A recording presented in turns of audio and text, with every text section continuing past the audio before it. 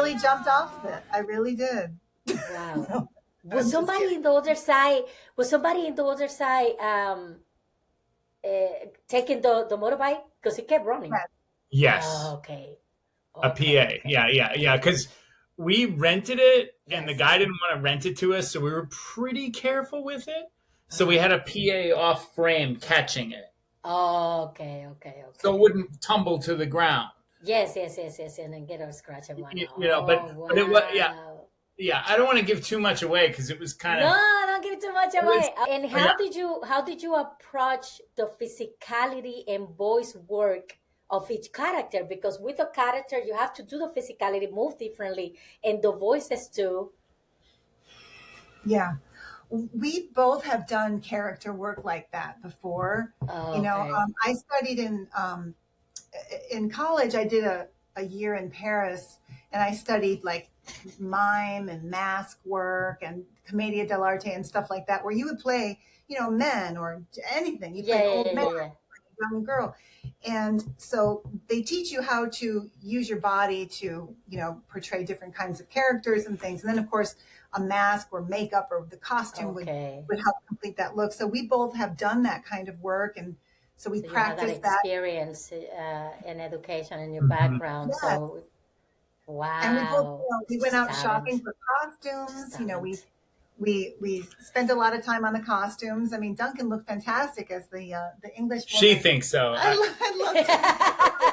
Incredibly ugly woman, I loved him but as my the wife English woman. thinks I was I beautiful. thought he was so cute. It's amazing. So, we worked a lot with What was your favorite? I'm sorry. What was your favorite? Each one of you. What was your favorite character to portray there? well, I love both of your characters, but Well, I love all of her because she plays a lot more character. I play two characters. Yes, yes. She plays like, well, I mean, some are main characters, but some are like just extras. Like the people. Yeah, and I mean, even from the baker, that's ridiculous. Yes, it's like he's just this Italian baker who comes out and he's like, "Oh yeah, that Fabio is the man." Um, it's just a little tiny touch, Yes. uh, Yeah. but I mean, the Englishman's funny, but I also think it's funny how you're the daughter and I'm the mother, yeah. and we Yeah. cut to I was like, what is that about? Yeah. that's ridiculous. But Yeah. That was go ahead. Go ahead. No, no, no. Go. Well, I was just gonna say that was our biggest challenge was Yeah. making it look like there were five I was people. gonna ask And that. The bigger challenge on switching between also the persona and the quickly on the set. Like that yeah, gotta be crazy. well, Switch. How did you? we had to shoot all Fabio's stuff first because he had the Oh, beard, right? Yeah. And then we had to shoot him as the English woman because he had to shave. yes. So my characters had to keep switching to keep up with whether he was shaved or not. So we would Oh, shoot, that's just two. crazy. Yeah, Yeah. yeah. So it took 3 days because we had to keep, changing the costumes. And so first we did Fabio and Daniela Uh-huh. on the bike. Then Okay. we did Fabio and the Englishman. Then we did Okay. the English woman and the daughter. And then we did the English woman and the English English man. man, yeah. So we had, because it's just the two of us. And then the film ends with the English woman and the Englishman. Yes. And then we had, yeah. So we had to keep, My switching. head is spinning. No, yeah, it's very. We wrote the specific order of who because we couldn't ever be like three characters in one shot. So No, so not we even had three. Yeah. yeah we had to be very specific because like you have the Englishman next to the English woman and then another shot is the English woman next to the daughter. So like you can't because there were just two actors. So Yeah. Yeah. So that was cool. That was very cool. That was amazing. That's an amazing editing work too. Yeah. That's incredible, And our guys. cinematographer was great. We had Kevin James Bond was our cinematographer. He did such a good job with that. And our makeup artist was Sunsari Van Aken. And she came over to our house like 3 different occasions before the shoot to make all of the, the looks like perfect. So we did a Wow. lot of pre-production work on this. Eyebrow blocking and whatever. Yeah, his eyebrows. A short film, but a lot of work, huh? A lot of work. A lot of work went into that. Yeah. Yeah. Wow. It would have been so much easier if we had hired other actors. Yes, yes. No, but then what's the fun of that? This is insane. And it took me a bit, I have to say, because I watched it. I didn't realize that it was you guys, and the first time I saw it. Really? Who did you think it was? I don't know, other people. But you gave it away with the woman. You know, I was like, this is a man. And then I was like, wait, that's Courtney. No, that's not Courtney. No, yes, it is. And so I had to play several times to really identify who were you. Like, I was like, okay, so this and this is Duncan. This and this and this and this is Courtney. But so good job, because really, really quickly like this, it doesn't give it away that it's you guys. You have to really. That's so cool. Yeah. Thank you for spending so much time looking at it and figuring all that out. And No, of course, because first I was like with the motorbike, because I love editing, and then editing videos and things like that. I'm awful at it. I'm awful, but I've been doing it for years because I like it. It's a nice hobby. So at the motorbike thing, it was like I was so into it. I was like, wait a minute, and then going back and forth, I was like, that's Duncan. And I was like, wait a minute, and then that's how I found it. and then I kept going back and forth to really guess the characters. Yeah. So, did portraying both male and female characters shift your perspective of performing or storytelling? Because, doing female character or doing male character, did that shift your perspective in any way on performance or storytelling? Or it's just... Well, I've done that before. Something that probably will never see the light of day. I did a graduate NYU film where I played a drag queen.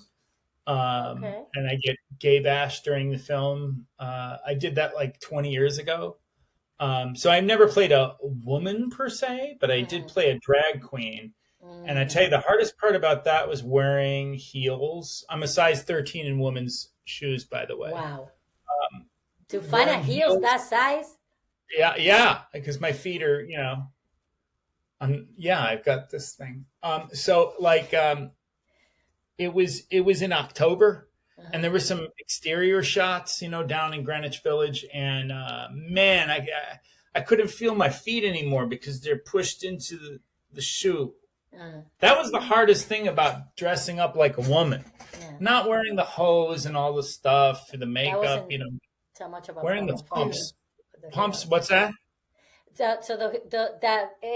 all the custom wasn't so much about problem for you, but the heels was that. The heels were the worst because of the time of year too. I think that my feet hurt really bad, But his shoes in Matcha were very comfortable. They're very comfortable. You saw his feet at the bottom, right? Remember when he's rubbing his feet together? Yes. So that's allow him to focus more on the character because he's not disassociating of the pain of the feet or anything like that. Right. Yeah. Plus, I think the English woman doesn't wear high heels. She's more of a simple. She's not a glamorous. No, not glamorous. She's just no. She's would you like some tea? That yeah. So how did you hope macho resonates how did you hope macho resonates with audience at festival like the Atlanta Underground Film Festival? Well, that's next week. Yeah, we just hope people think it's funny. We just want people to get it. Like you get it, right? Yeah. It's a joke. It's hilarious. We just want people to laugh and think about what's possible. What's possible. You can play all the parts in this thing. You can do some crazy, tricks with the camera and make it look like you're jumping off of a motorcycle. It's just fun. Great display of talent, guy. Great display of talent. Yeah, but I have to say, it was born out of real frustration and anger. You know what I mean? Like, I was really sick of it. It started out Really okay. Started out okay. But then when everybody got their job back and had to go to their normal 9 to 5 and then had to do that on top of it and give up their weekends and their holidays and it just became too much. Mm-hmm. This is all last minute. You have described it like a living nightmare from actors. What's the most hilariously disastrous audition moment you have lived through? I don't know. I kind of put them out of my mind because they're so horrifying. We blocked it all out. Well, that's good because that will keep you going. You don't have to keep, Right. You have to, like your friends told you before. You do it, you struggle, let it go. Next. Throw it out. Yeah. Okay. Yeah, I don't know. Learning from experience, but don't let it get attached emotionally that it hurts you and bring you down. Bravo. Right. I think what we meant by that verbiage, though, is the living nightmare is when the crew comes over to the actor's house to shoot in his home. That's the living nightmare. Once he gets the job, then it gets even worse. Right. Okay. They are horrible. So the first half of the movie is him auditioning. The second half is him doing the job. And the job is a nightmare. And in fact, the crew is asking us, is it really this bad? And we're like, really? It's kind of how did you balance the absurdity with emotional truth of the actor's journey? Well, I think it starts out very truthful, actually.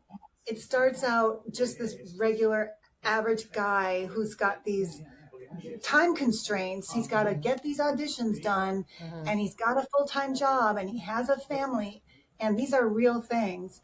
And he's going through the motions of these auditions. And I think that part really humanizes him, and the audience is going to really be able to relate to him. And empathize. Yes. But once he gets the job, things just ramp up a little bit out of control. And I think you kind of get the sense that even though you feel really bad for him, that this is terrible, it's also like he put himself into this situation. He chose to do it. So that's where kind of like that there's sort of like a balance between, empathy and like, why is he putting up with this? And that's because he's an actor and he really wants to do the job. So I think that those kinds of things. First and foremost, he's an actor. And okay. I want to say something. Actors, actors can be very tough, resilient people.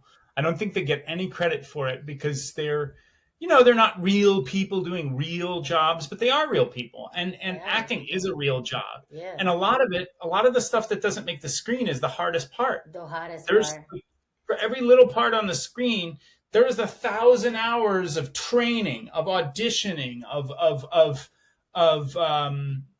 trying to keep your energy alive before you go on camera. Yes. Or if you're on stage, trying to get get your mojo going before you go out in front of people and play the role. It's there's a lot of hidden challenges to being an actor, and it's a lot harder than it seems. It deserves a lot of respect. Like you said, you end up developing so much resilience, and you have the emotional. You have to stay emotionally sane and don't go crazy for all the emotional roller coaster that you have to go through. It's true that they don't get a lot of credit. Well, when you are famous, super famous, then you got all the support and money and fans and things like that, recognition of your hard work.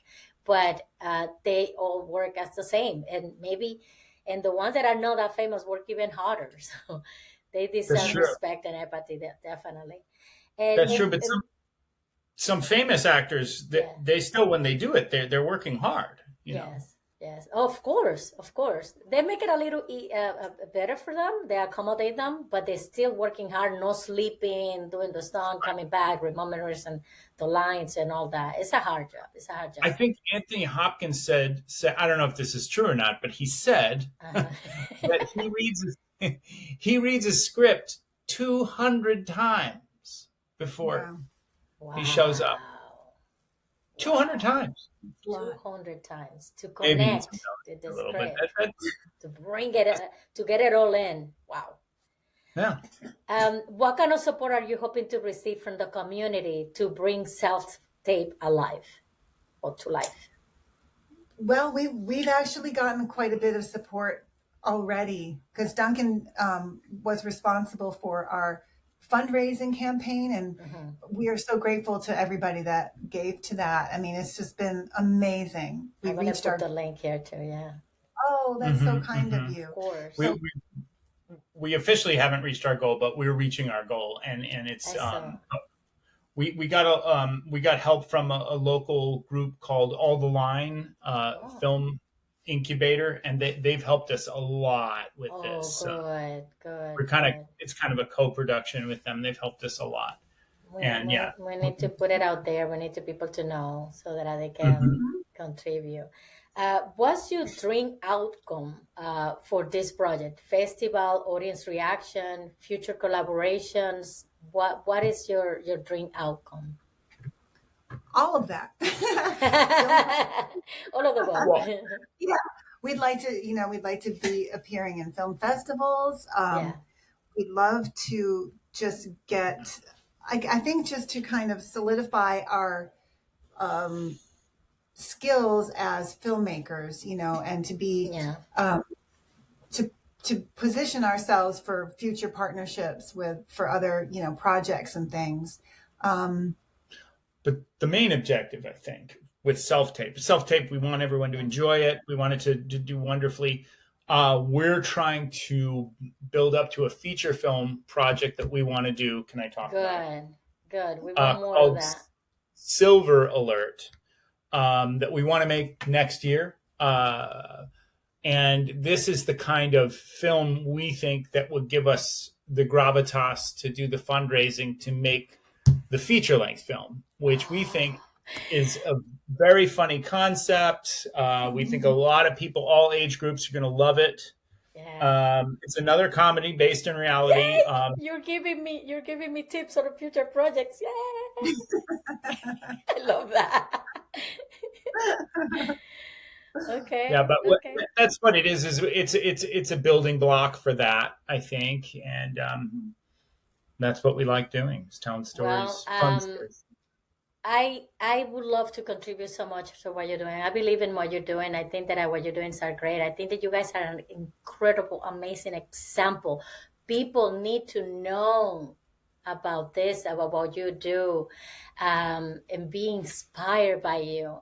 And I might not be able to contribute a lot, but the little bit that I can do, I will do it, because this is great. What you guys are doing are great. I'm so proud of you. Oh, thank you so much. It means so much to us to be able to talk with you, and you're so generous to give us the time to get this message across. I really appreciate it. You're generous. You guys have your house renovation. You guys are so busy with all these projects, and you took the time to be in my humble space. Thank you so much, guys. You're amazing. It was a pleasure to have you here. Once again, thank you. And I wish you so much success in your endeavor. I'll be watching and rooting for you. I would be like, yay, your cheerleader. All right. Sounds great. Thank you. Thanks so much. You're welcome. Thank you. Bye. Thank you. Bye. As we wrap this extraordinary journey with Duncan and Courtney Bahr, I just wanted to say thank you. Thank you for showing up with curiosity, heart, and hunger for stories that matter. From laughter to legacy, from creativity, grit to cultural resonance, this series reminded us that when two voices harmonize with purpose, the ripple effects is undeniable. To Duncan and Courtney, your vulnerability, wisdom, and unapologetic joy have left a mark. And to you, our listeners, may this conversation echo on your own creativity rituals, your relationship, and your bold decisions. I hope you have fun. I hope you learned something. Keep tuning in. Until next time, stay rooted, stay radiant.